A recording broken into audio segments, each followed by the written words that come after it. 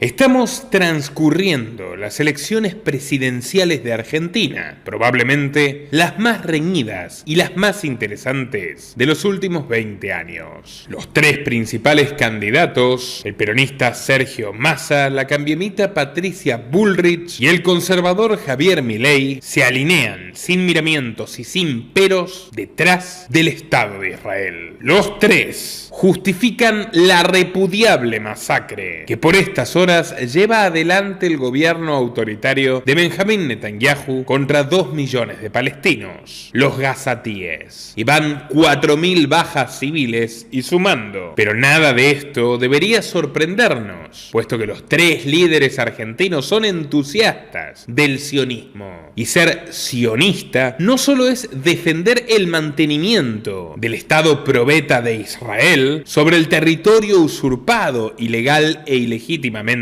a sus propietarios palestinos, sino también abrazarse a la continua lucha por oprimirlos y expulsarlos de aquella latitud. Sergio Massa, a quien le dedicamos el documental biográfico crítico más completo que encontrarás en internet, video recomendado si no lo has visto aún, ha visitado más veces los Estados Unidos que cualquier otro político argentino en la historia, subordinado al Wilson Center, miembro del Council of Americas, del clan Rockefeller y también del Instituto Nacional Demócrata de Asuntos Internacionales. Massa no solo se saca fotos sonriendo con Bill Clinton o con su adláter John Podesta, no solo provoca suspiros románticos del actual presidente centroizquierdista Joe Biden. Okay.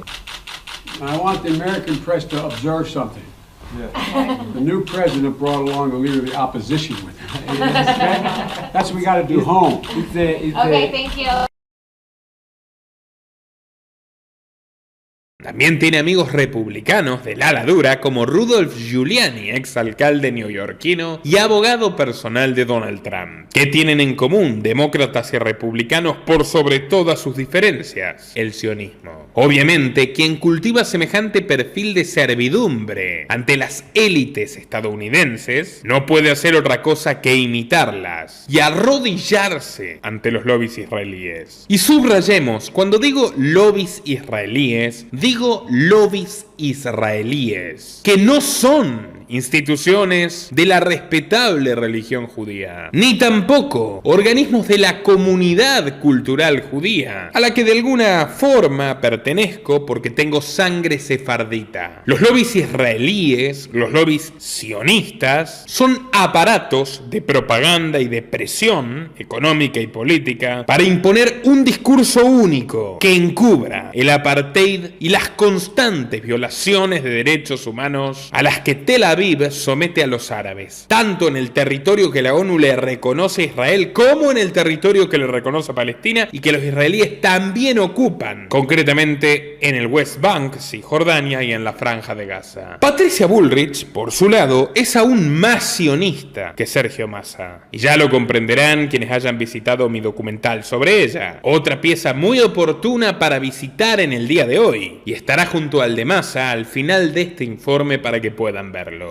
Patricia es la candidata de la centro derecha tibia de Cambiemos, hoy Juntos por el Cambio, una alianza entre el PRO, el partido de Mauricio Macri y fundamentalmente los radicales y la coalición cívica, socialdemócratas moderados que llevan 1 siglo y medio viviendo de la política. Ahora, lo curioso es que el origen de Bullrich no es moderado, es radical, y no radical del partido radical, sino radical en un sentido marxista. Dos figuras prominentes de la organización terrorista Montoneros, de ultraizquierda, apadrinaron a Patus, su joven compañera de armas, que fue terrorista, que fue combatiente, y la guiaron en su evolución hacia la política institucional y democrática, que puede ser igual de sucia que la guerrilla, pero que no se mancha las propias manos de sangre en forma directa, sino que utiliza intermediarios para la faena. Esos dos padrinos a los que retraté en el documental sobre Bullrich son el polifacético Rodolfo Galimberti, cuñado e íntimo amigo de la candidata hasta su muerte en 2002, y Mario Montoto. Galimberti fue el secuestrador estrella de Montoneros. Bullrich lo ayudó a secuestrar a sus tíos políticos y en el operativo asesinaron a un tío suyo de sangre. Luego Galimba se fue al exilio e incluso llegó a pelear en la Organización de Liberación Palestina en el Líbano, pero la vida le deparaba un destino muy diferente. Por su parte, Montoto, de perfil más maquiavélico, fue secretario personal del número 1 de Montoneros, Mario Firmenich, y con el regreso de la democracia se convirtió en su abogado personal y logró morder buena parte del dinero que habían obtenido en el secuestro de los Born, realizado por Galimberti y Patricia. El punto es que Galimberti y Montoto le enseñaron a su discípula favorita una proverbial lección de panquequismo, de darse vuelta de acuerdo a las circunstancias.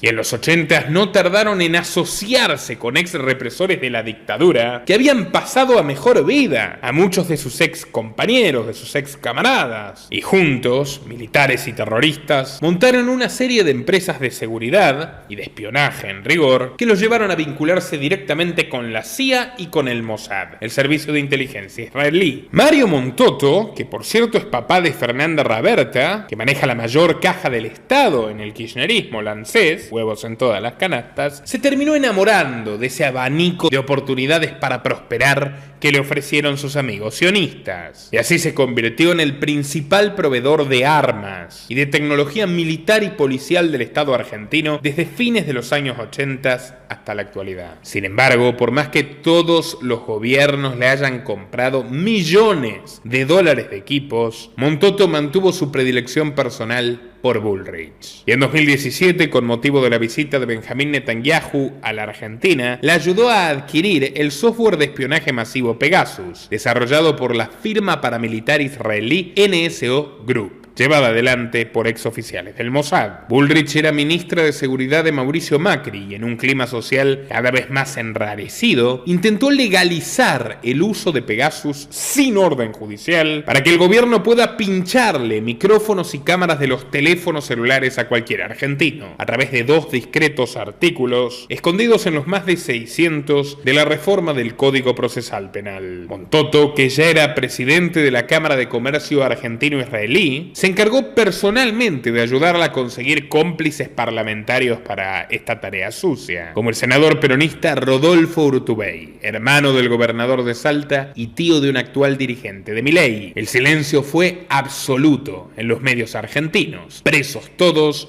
de izquierda a derecha, de la propaganda sionista y de sus sobornos. Sin embargo, tuve el honor de interpelar personalmente esta aberración tiránica y orwelliana de Pegasus, presentándole informes a todos los bloques parlamentarios, certificándolos por escribano público, de tal modo que no puedan alegar que votaron sin saber. De esta forma se frustró la legalización de Pegasus, pero de acuerdo a Amnistía Internacional, se siguió empleando en forma ilegal. Varios periodistas críticos fuimos víctimas y también lo habrían sido los familiares de los marinos que se hundieron en el submarino Ara San Juan. Resumiendo, Bullrich ha sido una de las más fieles servidoras de Israel en el país y a través de Pegasus podría espiar lo mismo que ella quería espiar, o incluso más, como sucedió en México con Peña Nieto, que compró el software, o con López Obrador, que lo sigue utilizando, y también en España, donde Pedro Sánchez terminó siendo aparentemente víctima, en Marruecos y en otra larga lista de naciones. Pero Milei, Javier Milei, ese genial farsante que se disfraza de enemigo de la casta, pero es su mayor creación, ese rebelde de cartón, ese señor insurrecto y despeinado que jura que renovará la realidad argentina, es el más sionista de todos. En serio, el más que Massa, más que Bullrich, con mucha diferencia. Nunca se ha visto una lealtad tan explícita, tan virulenta y tan belicista a los lobbies israelíes dentro del territorio argentino, o cuanto menos desde que el gobierno filofascista del general Juan Perón, quien además refugiaba a criminales de guerra nazis de forma sistemática, se pavoneara de ser el primero en reconocer al Estado de Israel en América del Sur y enviase a su esposa Eva a reunirse con la premier socialista israelí Golda Meir, a quien Eva Perón rindió pleitesía, tratándola como un ejemplo de empoderamiento femenino y popular. Inmenso júbilo entre los miembros de la colectividad judía por el reconocimiento oficial del Estado de Israel. frente a la sede de la representación diplomática provisoria, se reúnen más de 20.000 personas para asistir al primer izamiento de la bandera del Estado judío. Meses antes del encuentro, Golda Meir, que era rusa de nacimiento y socia del totalitarismo soviético, llegó a negar la existencia de los palestinos a los que sus tropas estaban liquidando, y dijo en un arrebato propio de la CSS o de las purgas estalinistas: los palestinos no importan porque los palestinos no existen. Cita histórica literal. El caso es que Javier Milei no se cansa de repetir una y otra vez que sus únicos aliados serán los Estados Unidos e Israel. Político, nunca le pregunté esto. Si usted es presidente el 10 de diciembre, mis aliados son Estados Unidos e Israel. Así de simple. Con todo lo que eso implica. A punto tal que Israel lo considero tan aliado que he dicho que voy a mudar la embajada desde Tel Aviv a Jerusalén. Y lo cierto es que el candidato favorito de Joe Biden, el presidente de Estados Unidos, no es Milei, es Sergio Massa, a quien le ha enviado asesores para respaldarlo. Y la segunda es Patricia Bullrich, que es miembro del Instituto Nacional Demócrata, igual que Massa, el principal organismo de lobby del Partido Demócrata de Estados Unidos. Por cierto, además, Bullrich es esposa de Guillermo Yanco, que es un empresario argentino-israelí y que tiene su propio portal de propaganda sionista que se llama Vis a Vis, además de muchos negocios con el Estado. Y bueno, como si hiciera falta algo más para dejar en claro que los Estados Unidos no tienen una particular estima por Milei, el embajador norteamericano en Buenos Aires, Mark Stanley, se lo hizo saber directamente al candidato con su tradicional elegancia diplomática, confirmándole que reprueba por completo su proyecto de dolarización y que lo ve condenado al fracaso. De aquella reunión que tuvo lugar días antes del segundo debate presidencial, Milei salió sumamente angustiado, a tal punto que se guardó durante varios días sin conceder entrevistas. El equipo de Milei había contratado a un interlocutor experto para poder mejorar sus relaciones con la Casa Blanca, el histórico senador demócrata Bob Menéndez. Pero en este tema, Javier monta un circo y le crecen los enanos. Menéndez, tan amigo de la financiación sucia e ilegal como el propio Milei, video recomendado con evidencias bastante rotundas sobre la corrupción de Milei, terminó cayendo en desgracia de forma precipitada tras un allanamiento del FBI que le encontró cuantiosos lingotes de oro y más de $500.000 en efectivo sin declarar en una de sus propiedades. Pero el último dardo venenoso del país del norte le llegó ayer, cuando Dick Morris, uno de los principales estrategas de campaña de Donald Trump, tanto en 2020 como ahora de cara a los comicios estadounidenses de 2024, le comunicó sin titubear al periodista Jorge Fontevecchia que no ve con buenos ojos a Milei, que él y el equipo de Trump lo consideran un tipo limitado, poco serio, así que mejor que Milei no espere ningún respaldo de Donald Trump en caso de que él regrese al Salón Oval en Washington, D.C. ¿Se puede decir que las ideas económicas de Trump son lo opuesto a las ideas económicas de Milei? Trump no quiere cambiar la moneda. Por eso, lo contrario a Trump, que quiere tener industrias en Estados Unidos, es totalmente lo contrario a Milei. Sí. Creo que Milei es muy poco sofisticado en economía. Él realmente no sabe lo que está haciendo y Trump sí. ¿Qué cree que pensaría Trump sobre Milei si lo conociera personalmente?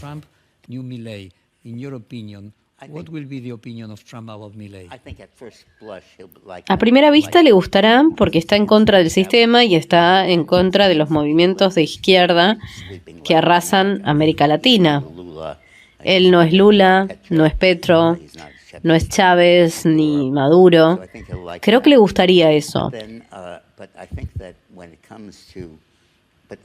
Pero cuando no se trata de eso, no espero que Trump respalde a Milei. Se dará cuenta de que sus políticas son muy locas y no creo que pueda contar con Trump. Peor noticia imposible, ni siquiera lo quiere el mandamás de la nueva derecha a la que Milei se supone que representa, y para la cual hizo pataletas pintorescas jurando que va a romper relaciones con China, que va a romper relaciones con Brasil, en rigor los dos mayores socios comerciales reales de la Argentina actual. Yo no haría negocios con China. Pero es el segundo socio comercial de la Argentina, palo a palo con Brasil. Si rompemos relaciones con China sería una tragedia macroeconómica, Javier. No, es falso que sería una tragedia macroeconómica. Podríamos hacer transacciones con el lado civilizado de la vida. Así que con todo el mundo en contra y un sombrío panorama geopolítico, al señor Milei solo le queda la esperanza en Israel, que no se caracteriza precisamente por auxiliar a países quebrados del tercer mundo. Al contrario, la economía israelí es altamente intervenida por el Estado, tiene bastantes problemas estructurales, está centrada en la industria militar y es extremadamente dependiente de la subvención extranjera, tanto de Alemania como de Estados Unidos y otros miembros de la OTAN. Le hace dinero que nos roban a los contribuyentes europeos y americanos para sostener la corrupción frenética de Benjamín Netanyahu y todos sus secuaces. De todas formas, nobleza obliga. Israel hizo algo alguna vez por un gobierno argentino, cuando la atroz dictadura militar genocida emprendió la absurda guerra de Malvinas, una jugada suicida y desesperada con el objetivo de mantener su régimen totalitario en pie. Pesaba sobre la junta militar un embargo de armas, fundado en las violaciones sistemáticas a derechos humanos contra civiles inocentes, no solo contra guerrilleros, especialmente y mayoritariamente contra civiles inocentes. Bueno, violaciones que habían cometido personajes como el siniestro general Antonio Bussi, que fue el primer jefe político de Milei y es además el padre del actual candidato a gobernador de Milei en Tucumán. No obstante, mientras todos los vecinos le daban la espalda a la dictadura argentina, en el caso concreto de Pinochet jugaba abiertamente a favor del Reino Unido, otro régimen sanguinario acudió en ayuda del general Galtieri. ¿Cuál? El israelí. El Estado de Israel libraba su propia guerra de exterminio contra musulmanes libaneses y palestinos y estaba acostumbrado a eludir sanciones internacionales con soltura, puesto que ningún Estado moderno ha violado tantos derechos humanos de manera tan sostenida en el tiempo como Israel. También tenían de socios los israelíes, me refiero a socios militares, comerciales, políticos y hasta en sus proyectos armamentísticos nucleares, a los condenables supremacistas Boers que gobernaban Sudáfrica, la Sudáfrica del apartheid, donde una minoría segregaba y explotaba a las mayorías impiadosamente, como lo hacen hasta hoy los políticos israelíes con los palestinos. Con los mismos mecanismos que Israel abastecía de armas a Riad, que también tenía un embargo internacional, comenzó a venderle aviones Mirage y abundantes misiles a las Fuerzas Armadas argentinas. Utilizaban sociedades fantasmas y triangulaciones con islas del Caribe, lo que de todas formas solo sirvió para sacrificar pilotos y para sacrificar jóvenes argentinos sometidos a la esclavitud, eufemísticamente llamada servicio militar obligatorio. Lo que entusiasma a la candidata a vicepresidente de Milei, la antiliberal Victoria Villarruel, sobrina de uno de los represores criminales de aquella dictadura y una mujer muy cercana a algunos de sus peores protagonistas, como el torturador y asesino serial Miguel Echecolatz y el general Jorge Rafael Videla, la cara más visible del proceso militar, a quien esta señorita visitaba la prisión y le llevaba también jóvenes de ultraderecha para que se inspiren en el ejemplo del genocida. Tomen nota, señores. En palabras del propio Milei, Victoria Dictadura Villarruel será la encargada de las áreas de defensa y seguridad de su eventual gobierno. Y ahí sí que creo que Patricia Bullrich en comparación será recordada como Nelson Mandela o Mahatma Gandhi. Léase con el debido sarcasmo. Quizás lo más llamativo del sionismo de Milei es que su apoyo a Israel no se reduce a la necesidad política espuria de congraciarse con un Estado dramáticamente agresivo contra la vida, la libertad y la propiedad de terceros. Además, hay un trasfondo místico, mesiánico, una experiencia religiosa casi inexplicable que transita a este personaje hace al menos 3 años. Narra el libro El Loco, la biografía no autorizada de Milei, que en el año 2020 supo decirle a un buen amigo suyo que había tenido una visión. Jesús se le había aparecido sentado en un aro de fuego y lo escoltaban los pensadores Murray Rothbard y Ayn Rand. Los 3 le habían dicho: Javier, es tu deber presentarte a la presidencia y hacer a la Argentina una potencia liberal. Yo de hecho se lo escuché a otra fuente muy cercana a Milei y recuerdo haberme reído por lo paradójico. Rothbard y Rand eran ateos y además se odiaban entre sí. De hecho se odiaban entre sí porque Rand expulsó a Rothbard de su círculo intelectual porque no soportaba que su esposa fuera católica. Esa es la explicación que Milei le ofreció a su círculo íntimo sobre por qué se traicionó a sí mismo y decidió entrar a la política, que antes, cuando estaba medianamente cuerdo, cuando era medianamente liberal de verdad, consideraba con toda razón una actividad sucia, denigrante y que no resuelve jamás los problemas de las personas honradas. A ver, ¿estás en una carrera política o lo tuyo solamente es un aporte de lo económico de tu posición liberal? Es bastante interesante lo mío como carrera política porque detesto la política. Me parece una actividad de mierda, sucia, roñosa. O sea, tengo la peor de las opiniones. Además, me parece una locura, digamos, las personas como Mauricio, como outsiders, o sea, tratar de mezclarse con esa gente, o sea, no, yo digamos, lo mío es la batalla cultural. Es abrirle los ojos a la gente, que se den cuenta que en realidad, digamos, porque ¿qué es un político? Un político es una suerte de sociópata, es como un psicópata, pero a gran escala, un sociópata, ¿sí? Que quiere hacer creer a la gente que son todos unos inútiles, unos inválidos en todos los aspectos de su vida y que si no es por él no podés vivir. Y en realidad es al revés, porque vos sos el que producís, él es el parásito. O sea, entonces, digamos, o sea, lo que yo quiero es que la gente se dé cuenta que el problema por el cual Argentina se hunde es por la política, no que, digamos, la solución es la política. No. Pero ¿vos crees, Javier, en serio que son todos iguales los políticos? Yo no creo que son todos iguales. Yo creo que sí. Los políticos son corruptos, los políticos son estos, los políticos son estos, y ahora te vas a dedicar... Bueno, pero puedo ser político y no ser corrupto, puedo tratar de entrar al sistema. Visto en perspectiva, Milei no respeta el legado de Rothbard, al que llama héroe intelectual, pero evidentemente no lo ha leído lo suficiente. Rothbard, un economista judío neoyorquino que aprendió a hablar antes el yiddish que el inglés, durante toda su vida condenó con todas sus fuerzas la instalación del etnoestado sionista en Palestina, todos los excesos posteriores, escribiendo sendos artículos y grandes ensayos sobre este tema, donde explicaba que ningún libertario que se precie puede apoyar al movimiento sionista. Pero bueno, es una más para la eterna lista de contradicciones. El mismo Milei que decía que Trump era un proteccionista antiliberal, lo cual es cierto, y ahora lo elogia y le dijo a Tucker Carlson que es básicamente igual a Trump. Donald Trump is running for president again in the United States, as you know. What advice would you give him? Que continúe con su lucha en contra del socialismo, porque es uno de los pocos que entendió cabalmente que la pelea es contra el socialismo, que la pelea es contra los estatistas. Entonces, me parece que si yo, desde mi pequeño lugar, lo único que podría decirle es que redoble los esfuerzos en la misma dirección. Bueno, además, Milei escribió de puño y letra en un paper que se llama De los picapiedras a los supersónicos que Barack Obama fue el mejor presidente de los Estados Unidos. El mismo Milei que decía que Macri era un idiota socialista. La gente, porque es un mentiroso. Pero yo hablaba del delincuente que chorea. No, estoy hablando de robarse las ideas, que es más grave todavía. El daño que causa Macri queriendo abrazar las ideas de la libertad es muchísimo más grave que cualquier otra cosa. Porque lo de Macri es lamentable. Ahora dice que es su fiel consejero, una buena persona, a la que además le dará un cargo en su eventual gobierno. Sí, Macri me Macri llamó. te llamó.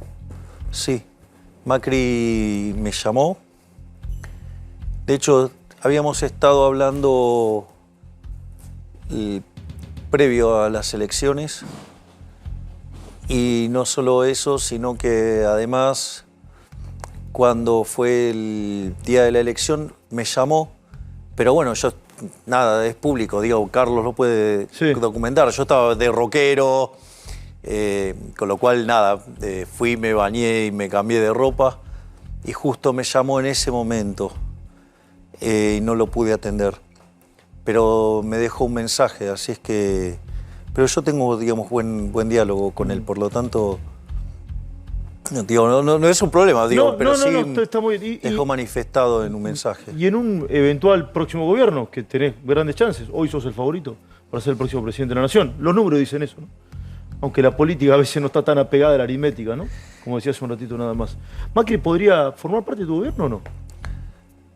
Yo creo que él tiene mucho para dar todavía para la Argentina como alguien, yo creo que sería una suerte de gran representante de la Argentina en el exterior. El mismo Milei que decía que hay que despenalizar las drogas, la postura de cualquier liberal, ahora quiere mantener la prohibición y profundizar la absurda guerra contra las drogas, que en realidad es una guerra contra los inocentes, una de las cruzadas más caras, sangrientas y liberticidas de la edad moderna. El mismo Milei que decía que el liberalismo no es de izquierda ni de derecha, ahora se proclama el más derechista de todos los derechistas. El mismo Milei que era un fanático del Club Boca y que luego pasó a odiarlo y a festejar cada gol que le metían los equipos rivales. No, yo era de Boca. ¿Hasta cuándo? ¿Hasta el viernes pasado? No, yo era de Boca y dejé de serlo cuando Angelici en un acto populista lo echa a Falcioni y lo trae a Riquelme. En ese contexto, digamos, o sea, estaba claro que Riquelme no estaba en condiciones de hacer una buena campaña, no lo hizo. Y ya, Dios, cuando vi esa situación dije, bastante tengo que convivir en un país populista como para además ser hincha de un equipo populista. Y después cuando lo trajeron a Gago me hice anti-Boca. Bueno, yo cuando era de Boca fui hasta Japón a verlo campeón a Boca, así que...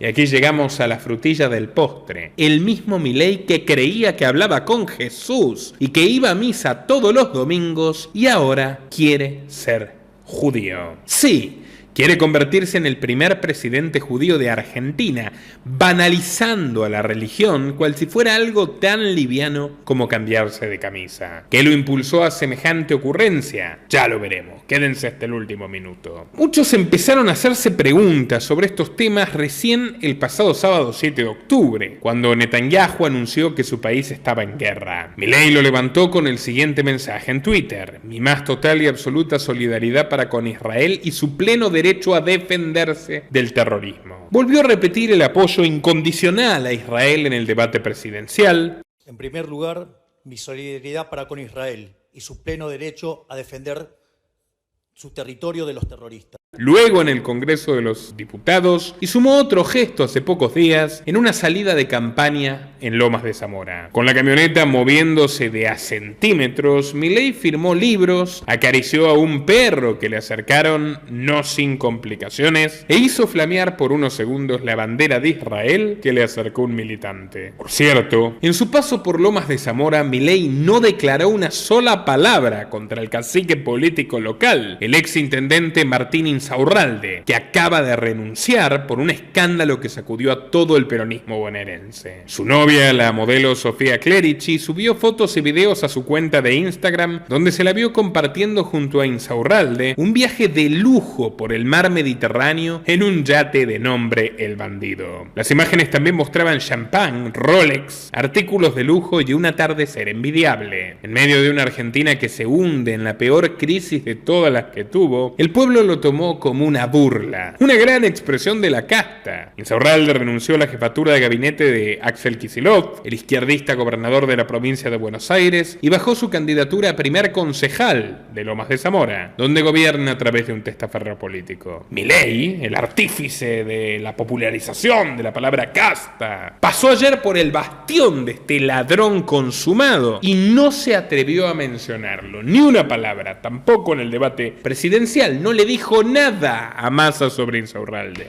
¿Por qué? Bueno, Insaurralde es otro de los tantos socios de Milei en el armado de sus listas bonaerenses. A finales del año pasado y principios de este año, Insaurralde se reunió con la hermana de Milei, Karina Milei, a quien él llama el jefe, para ofrecerle un número de más de 6 ceros si desistía en nombrar a los candidatos locales. Otra prueba más de la corrupción que rodea al candidato derechista, que es una creación pura de la casta que tanto critica. Pero bueno, volvamos al asunto central, que créanme, es mucho más importante aún. Cuando Milei dice que Israel se defiende, miente. Primero debemos comprender que Hamás es una organización terrorista, completamente condenable, pero que ha crecido gracias y exclusivamente al apoyo israelí. Lo cuenta, por ejemplo, el portal de Intercept del premio Pulitzer de periodismo Glenn Greenwald. Lo demuestra un cable de la embajada estadounidense en Tel Aviv que comunicaba al Departamento de Estado que el jefe de inteligencia militar israelí ya en el año 2006 veía con buenos ojos que Hamás gane en las elecciones de Gaza para poder justificar mayores avances contra la población civil e instaurar lo que efectivamente instauraron y mantienen hasta hoy, que es un bloqueo total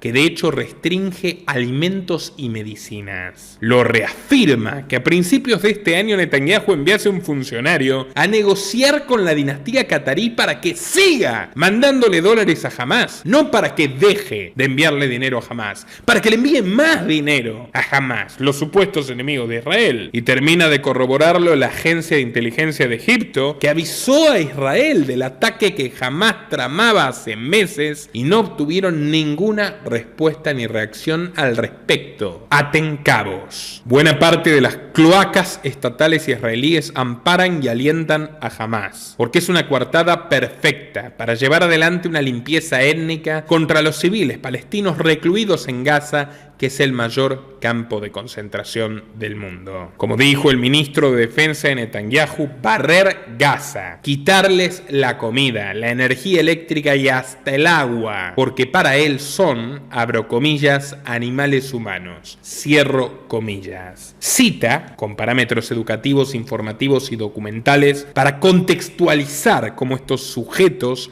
levantan la misma retórica monstruosa que utilizaban los nazis para deshumanizar a sus víctimas. Pero a estas alturas nadie espera que Milei sea coherente con los principios elementales del liberalismo, como por ejemplo sí lo es el Nobel de Literatura Mario Vargas Llosa, que nunca cayó su indignación por este tipo de prácticas aberrantes. Lo que a estas alturas a muchos les molesta es que Milei mezcle incorrectamente, tanto por ignorancia como por malicia, la religión judía a la que busca convertirse con el movimiento sionista, que es un invento laico, que es una forma de nacionalismo expansivo que provoca repulsión y repudio por parte de numerosísimos rabinos y religiosos judíos de todo el mundo. Judíos religiosos y judíos laicos, como los que integran la organización Voces Judías por la Paz, que tomó el Capitolio hace algunos días en Estados Unidos para exigirle a Israel un alto al fuego, y al gobierno de Biden que lo instrumente,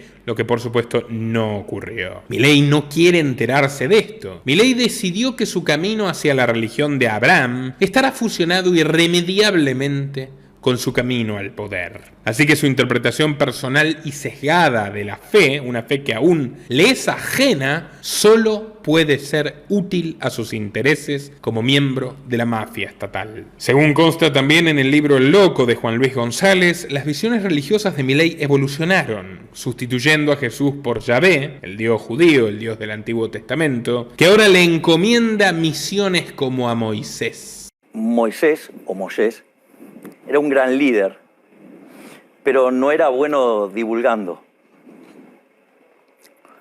Y entonces Dios le mandó a Aarón para que, digamos, divulgue. Bueno, Cari es Moisés y yo soy el que divulga. Nada más.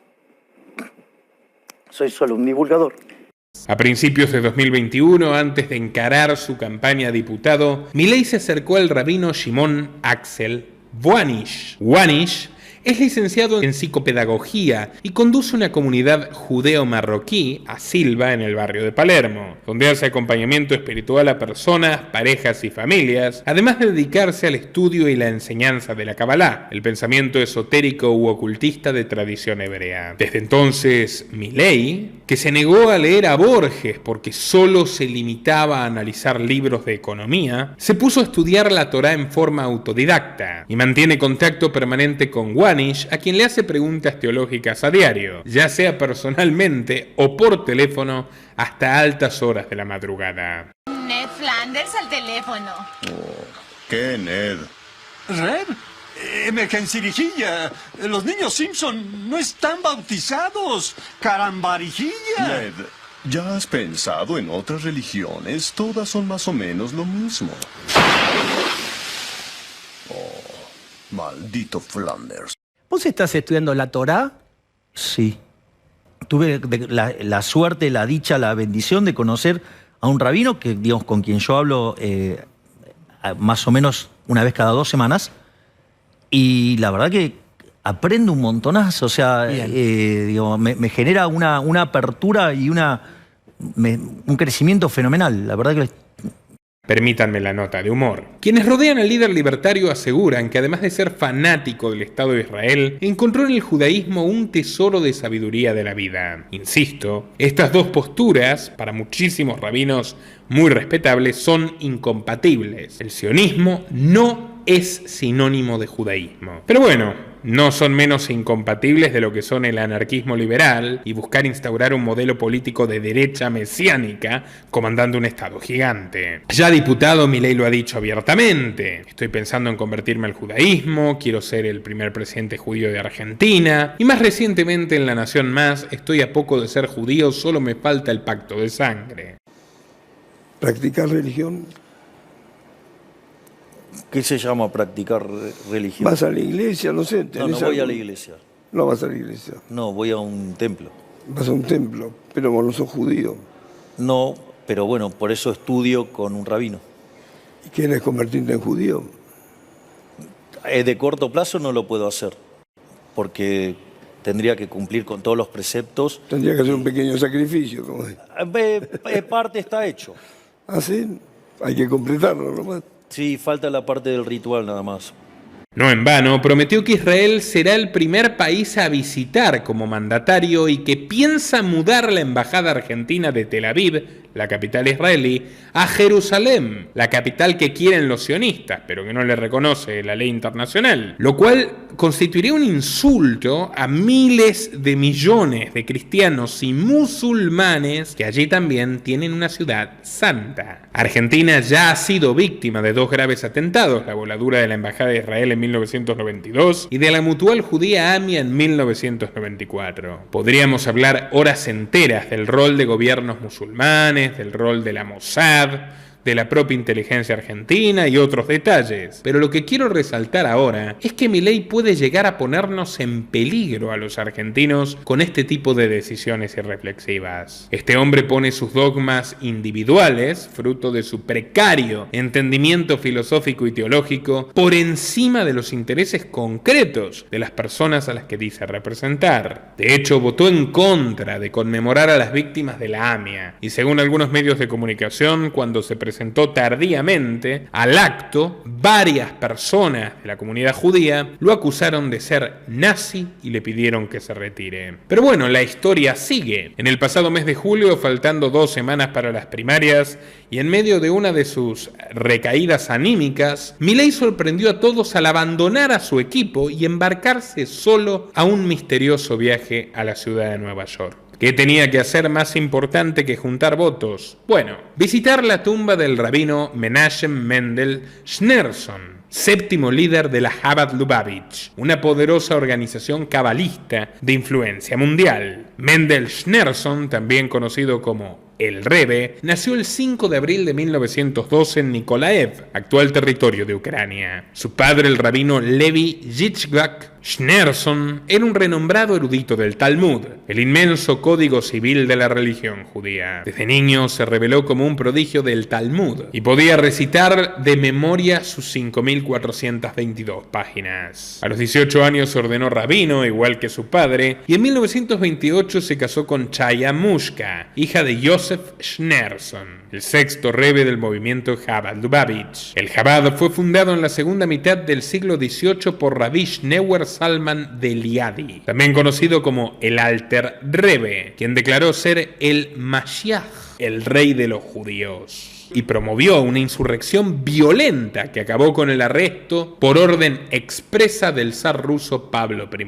Durante 20 años el Alter Rebbe trabajó en su obra magna, Tania, donde expuso la filosofía y el ethos de Chabad. Un libro en toda regla racista, que define todas las almas judías como buenas y todas las almas no judías como malas, lo cual le ha suscitado enormes críticas por parte de numerosos rabinos y estudiantes de la fe judía que no comparten esta visión minoritaria y a sus ojos politizada. Acusado de hereje, el Alter Rebbe sufrió algo similar a una excomunión en 1777 y en una segunda ocasión se le fue negada su condición de rabino por Eliyahu ben Shlomo Salman, Gaón de Vilna, en 1781. Después de su muerte en 1812, sus seguidores iniciaron una cruenta batalla para suplir el cargo vacante, algo que sería tan constante en el movimiento como su mesianismo, pues todos los futuros rebes Chabad se declararían a ellos mismos los Mashiach, los Mesías. Yosef Schneerson no fue la excepción,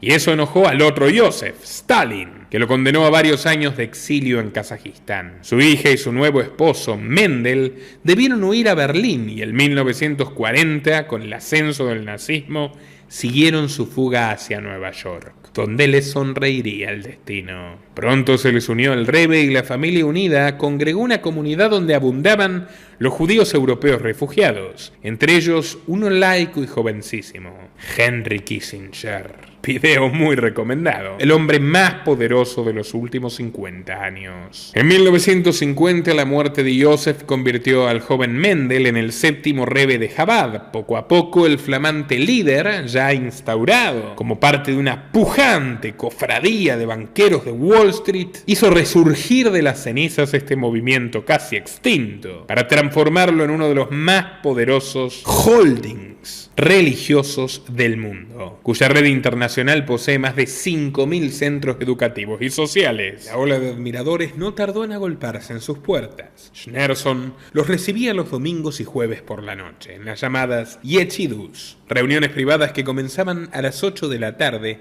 y acababan a las 5 o 6 de la mañana. Políticos y líderes de todo el mundo asistían a las veladas, y Schneerson no mostraba deferencia por ninguno. La primera vez que el presidente John Fitzgerald Kennedy quiso asistir, el Rebbe no lo recibió, ya que no había pedido turno a tiempo. Aunque lo cierto es que Schneerson sentía cierto recelo por Kennedy, al que no veía completamente comprometido con la causa de Israel, sobre la cual él también tuvo pensamientos duales, pero no nos vayamos por las ramas. El caso es que Schneerson iría creciendo en influencia, principalmente por ser una suerte de gurú de cabecera de numerosos inversores de Wall Street. También lo visitaron Ronald Reagan y Jimmy Carter, presidentes republicano y demócrata en el futuro, y en 1978, este último Carter designó el cumpleaños de Schneerson como el Día Nacional de la Educación en los Estados Unidos, conmemorado cada 5 de abril. Todo un homenaje. Detrás de este reconocimiento había una inspiración patriótica. El Rebbe siempre bendijo a los Estados Unidos como superpotencia mundial, repudió al comunismo y usó los grandes eslogans americanos E pluribus unum, de muchos uno, y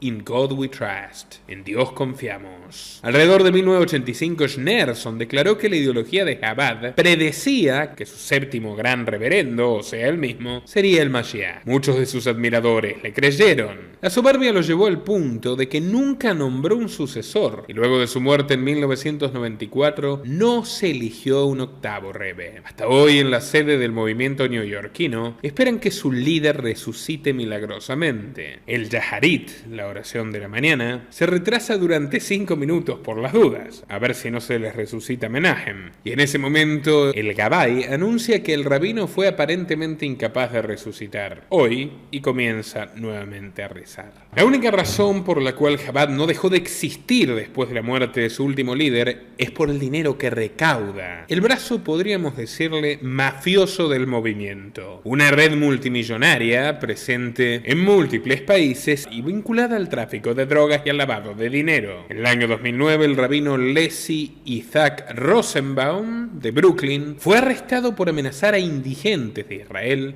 para que entregaran sus órganos a precio de ganga y luego los vendía a 16 veces lo pagado. La mayoría de esos indigentes, naturalmente, eran árabes. Repito, en 2009, el rabino del Chabad Lubavitch de Milei, Levi Isaac Rosenbaum, fue arrestado por amenazar, por coercionar a indigentes israelíes para que le vendan sus órganos, que luego revendía en Estados Unidos a 16 veces el precio en el que los compró. ¿Les suena de algo? Y más allá de que yo estoy de acuerdo con Milei en el argumento que él utiliza para los órganos, puedo asegurarles que este tipo de prácticas derivadas de los nefastos sistemas existentes que restringen la donación y que establecen listas de prioridades, bueno, se podría armar un programa completo al respecto, necesitan de la cobertura de políticos ultracorruptos, de personas poderosas. Es delicadísimo transportar órganos de contrabando, con lo cual no habría de sorprendernos que esto que la Chabad pudo hacer en Estados Unidos lo haga de repente también en la Argentina, por lo menos algunos de sus miembros, los más controvertidos. En concreto, el rabino Isaac Rosenbaum les pagaba $10.000 a los pobres desahuciados por sus riñones y luego los vendía a pacientes desesperados en Estados Unidos por más de 1.600. Vuelvo a decirlo, ese mercado existe porque está sumamente restringida la donación y prohibida la venta, que podría hacerse de manera mucho más transparente y no con gente desesperada y a punta de pistola. Pero bueno, seguimos con la tragedia real que generaron los amigos y aliados religiosos de Milei. Muchos investigadores creen que los órganos, que en su mayoría vendió Rosenbaum, pertenecían a prisioneros palestinos raptados y hechos desaparecer por el ejército israelí con ese fin comercial ilegal. Aquí podemos ver a Milei con kipá y talmud bajo el brazo saludando a los parroquianos de esta ultra polémica fundación americana mientras visitan todos el sepulcro de su Mesías. Según el periodista Guillermo Villarreal, el político argentino viajó a la tumba del Rebbe para que diera inspiración, vitalidad y orientación a su madre y a su hermana.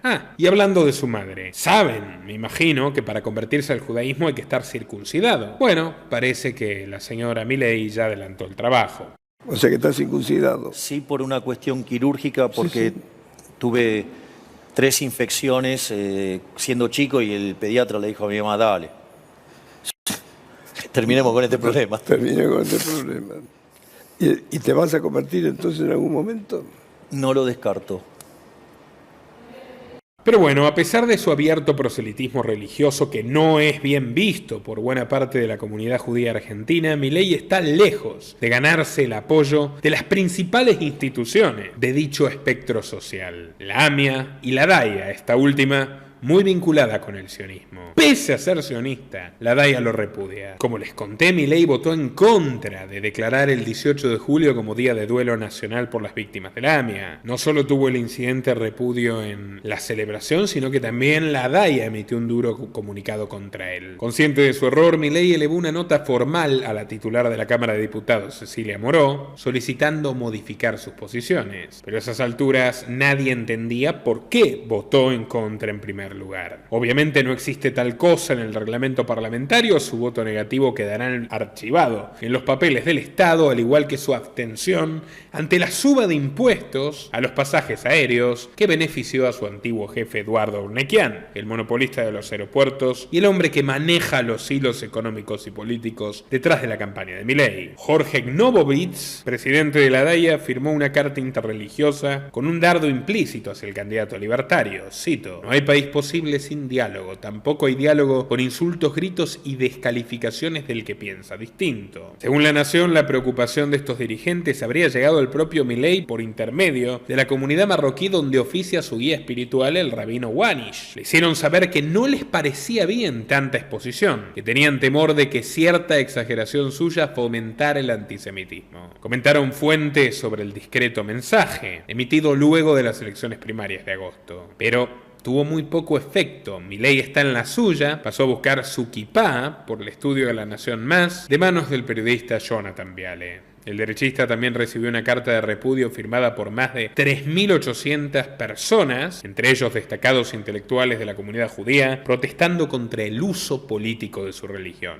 No permitiremos que su apropiación de símbolos y conceptos judíos nuble esta realidad. Milei no nos representa, expresó la misiva. Por supuesto, muchos de estos intelectuales son progresistas recalcitrantes, como el filósofo K. Ricardo Forster, burócrata en su día también. Pero, ¿qué se les puede objetar? Al fin de cuentas, en 2021, Milei se alió al partido de un neonazi, José Bonacci, para obtener su banca de diputado. Y antes de concluir, quiero subrayar que cuando se fundó el movimiento sionista, en la segunda mitad del siglo XIX, el periodista Theodor Herzl, su fundador, escribió un libro, un manifiesto si se quiere fundacional, titulado El Estado Judío, en el cual se planteaba la posible instalación del Estado sionista, lo que hoy conocemos como Israel, en la Patagonia argentina. Barajó esta región por considerarla inmensa, escasamente poblada y con un clima moderado, y supuso que allí los judíos europeos podrían refugiarse de la ola de antisemitismo que azotó Europa a principios del siglo XIX. Muchísimos se fueron libremente a la Argentina, entre ellos mis ancestros sefarditas, como mis ancestros árabes, como mis ancestros franceses, españoles,